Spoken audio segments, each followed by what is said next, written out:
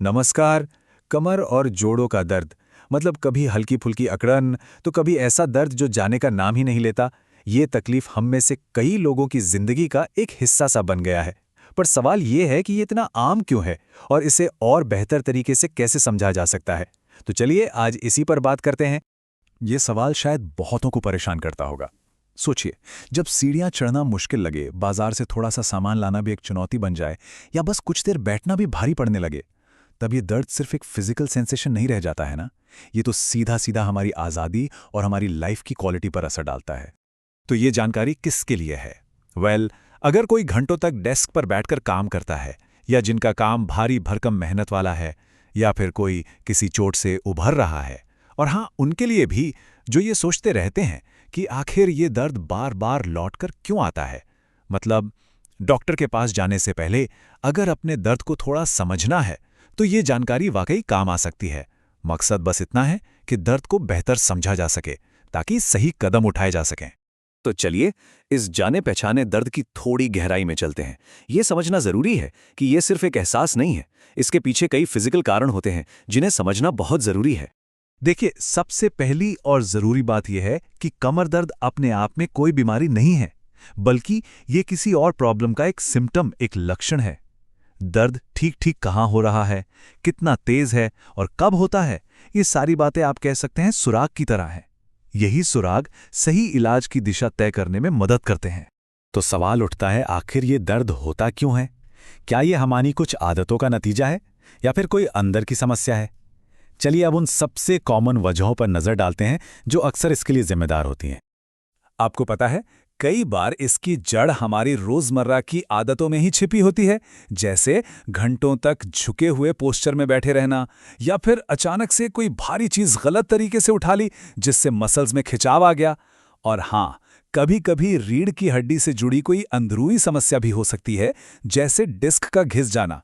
ये कुछ सबसे आम कारण है। अच्छा, इन वजहों के अलावा भी ना हमारी रोजमर्रा की कुछ खास एक्टिविटीज इस दर्द को कह सकते हैं ट्रिगर कर सकती हैं। तो चलिए अब उन आम सिचुएशंस को देखते हैं जब ये दर्द अक्सर उभर कर सामने आता है। कभी ऐसा होता है कि थोड़ी देर चलने के बाद ही कमर में दर्द महसूस होने लगता है? अगर हाँ, तो ये अक्सर खराब पोस्चर या रीढ़ की हड्डी पर पड़ रहे प्रेशर का एक संकेत हो सकता है। ये एक तरह की वार्निंग है जिसे नजरअंदाज नहीं करना चाहिए। और सुबह सुबह अकड़न या दर्द के साथ जागना, ये तो बहुत ही कॉमन है। ये अक्सर सोने के गलत तरीके या फिर ऐसे गद्दे की वजह से होता है जो बॉडी को सही सपोर्ट नहीं दे पाता, और नतीजा रात भर रीढ़ की हड्डी पर प्रेशर बना रहता है। और जब झुकते समय या कोई वजन उठाते हुए अचानक से तेज दर्द उठता है, ये तो एक क्लासिक साइन है कि मसल्स में खिंचाव आ गया है या लिगामेंट में मोच है। अगर इस पर ध्यान ना दिया जाए ना, तो ये एक सीरियस चोट भी बन सकती है। लेकिन तब क्या, जब करम सिकाई, आराम और सारे घरेलू नुस्खे काम करना बंद कर दें? यहीं पर आकर हमें यह समझना पड़ता है कि सेल्फ केयर की भी एक लिमिट होती है, और शायद अब प्रोफेशनल मदद की जरूरत है। मोटे तौर पर दर्द को हम दो तरह से देख सकते हैं। एक होता है एक्यूट पेन, मतलब अचानक होने वाला दर्द। ये किसी चोट या ऐंठन का नतीजा हो सकता है। और दूसरा है क्रॉनिक पेन, जो हफ्तों या महीनों तक बना रहता है। ये सिर्फ शरीर को ही नहीं बल्कि मेंटल हेल्थ को भी प्रभावित करता है, और इसे ठीक करने के लिए एक बिल्कुल अलग अप्रोच की जरूरत होती है। तो मतलब निचोड़ ये है कि जब दर्द लगातार बना रहे और जिंदगी का हिस्सा सा लगने लगे, तो ये एक साफ संकेत है कि अब किसी एक्सपर्ट की मदद लेने का टाइम आ गया है। और यहीं पर एक्सपर्ट केयर की भूमिका सबसे अहम हो जाती है। एक उदाहरण के तौर पर चलिए अर्का अनुग्रह अस्पताल के अप्रोच को समझते हैं, जहां उनका फोकस स्थायी राहत यानी परमानेंट रिलीफ पर होता है।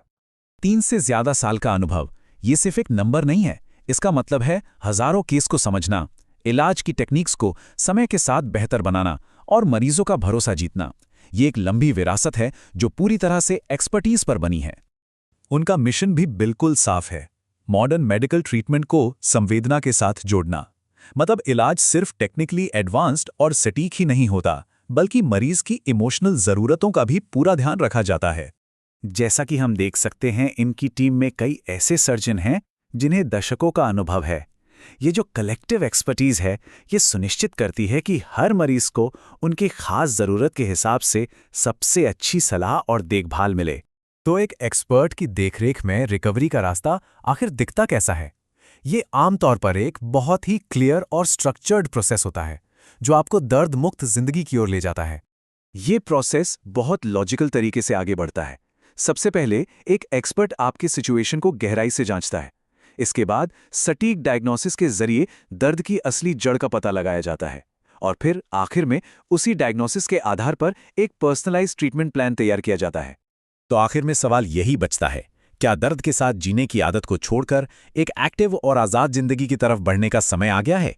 ये फैसला एक सेहतमंद भविष्य की ओर पहला और शायद सबसे जरूरी कदम हो सकता है।